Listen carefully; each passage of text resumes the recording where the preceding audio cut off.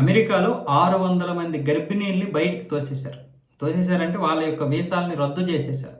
ఉక్కుపాదం ఎందుకు మోపారంటే ఈ బర్త్ టూరిజాన్ని ఉక్కుపాదంతో మోపాలని చెప్పి ఈ ట్రంప్ ఆదేశాలు జారీ చేశాడు. ఈ గర్భిణీలు ఇలా రావడం, ఇక్కడ పిల్లలకి జన్మనివ్వడం, అమెరికా పౌరసత్వం తీసుకోవడం ఇది ఒక పెద్ద అలవాటు అయిపోతుంది. దీనివల్ల విపరీతంగా అమెరికా జనాభా పెరిగిపోతున్నారు కాబట్టి దీన్ని ఉక్కుపాదంతో అణచివేయాలని చెప్పి ట్రంప్ ఇచ్చినటువంటి ఆదేశాల మేరకు దీనికోసం సపరేట్ గా ఒక టాస్క్ ఫోర్స్ ని ఏర్పాటు చేసి ఈ నిర్ణయం తీసుకున్నారు. దాంతో జూలై నుంచి ఇప్పటి వరకు 9వ నెల రావగానే వీళ్ళు రకరకాల ప్రాంతాల నుంచి రకరకాల మార్గాల ద్వారా అమెరికాలో అడుగుపెట్టారు. వీళ్ళందరూ 7, 8, 9 నెలల గర్భిణీలు అనమాట. వీళ్ళని వెంటనే ఆ యొక్క ఏదైతే వీసా ఉందో ఆ వీసా యొక్క గడువుని రద్దు చేసేశారు. దీనివల్ల ఇక్కడ వాళ్ళకి ఒకవేళ జన్మనిచ్చినా సరే, అంటే బయటికి పంపించే ఏర్పాట్లు చేశారు, కానీ ఆరోగ్యరీత్యా ఏవైనా సమస్యలు వస్తాయి కాబట్టి ఇలాంటి వారు ఒకవేళ అక్కడ జన్మించినా సరే వాళ్ళకి పౌరసత్వం రాకుండా తగినటువంటి చర్యలు తీసుకున్నారు. ఇది వాళ్ళ దేశం యొక్క అంతర్గత సమస్య.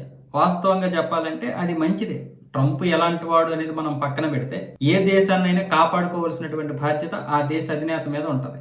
దౌర్భాగ్యం ఏంటంటే మన దేశం ఇలాంటి నిర్ణయాలు తీసుకుంటే మరి ఎక్కడ లేని కుహనా మేధావులందరూ కూడా బుసలు కొట్టుకొని మరీ వచ్చేస్తుంటారు బయటికి. మరి ఈ కుహనా మేధావులు ఇలాంటప్పుడు అయితే మాట్లాడలేరు. అదే అమెరికా డిపోర్టేషన్ మనకి చేసింది అనుకోండి, పర్వాలేదు. అదే మనం ఒకవేళ ఎవరినైనా రోహింగ్యాలను ఎవరినో పంపించేసామనుకోండి, ఇక్కడ మాత్రం చాలా మంది లెగిసిపోయి ఓ ఓ అనుకొని మొత్తానికి ఎలా వస్తారు అంటే ఇంకా మనం వాళ్ళని చూడలేం.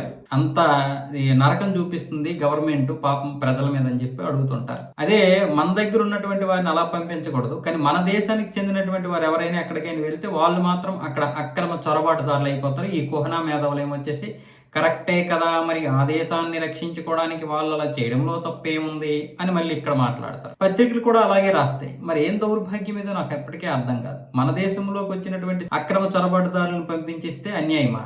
మన వాళ్ళు ఎక్కడికైనా బ్రతకడానికి వెళ్తే వాళ్ళని పంపించిస్తే న్యాయమా?